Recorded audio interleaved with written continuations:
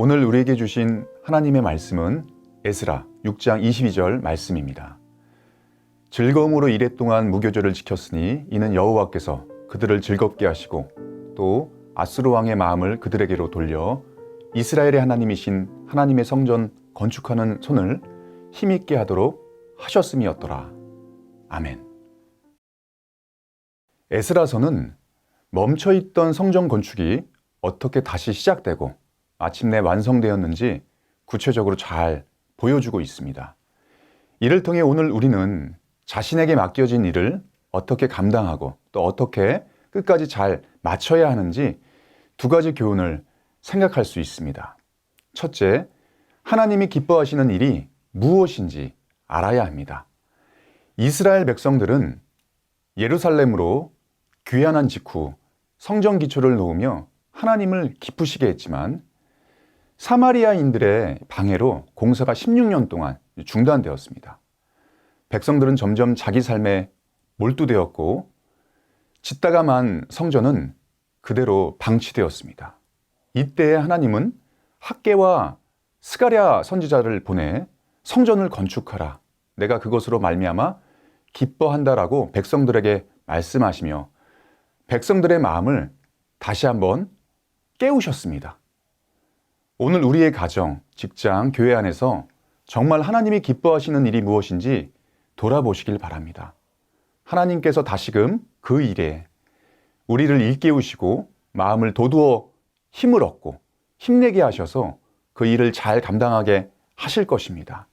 부디 성도님들 모두 무슨 일을 하든 하나님께 기쁨이 되고 나와 우리 가정에도 기쁨 되기를 주님의 이름으로 간절히 축복드립니다.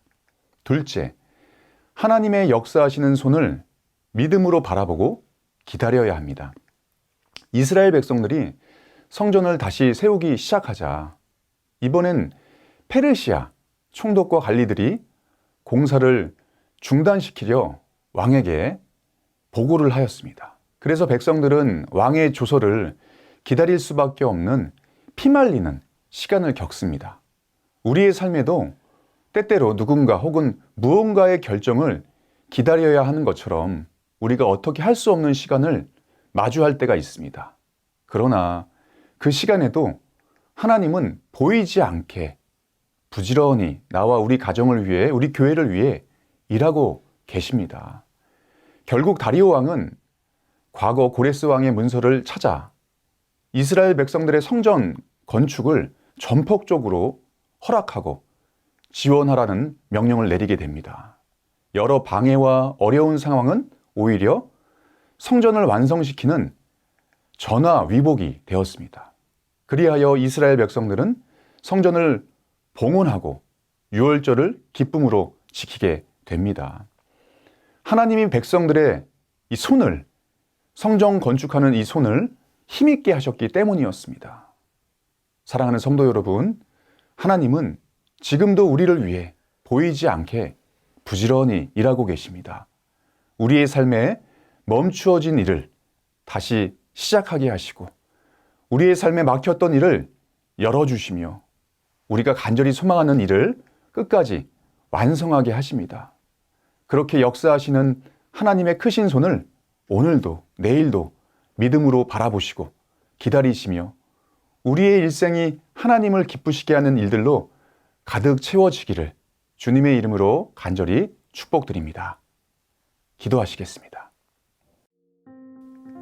살아계신 하나님, 오늘도 하나님이 기뻐하시는 일이 무엇인지 구체적으로 알게 하시고 그 뜻에, 그 일에 마음 깊이 순종하게 하여 주옵소서.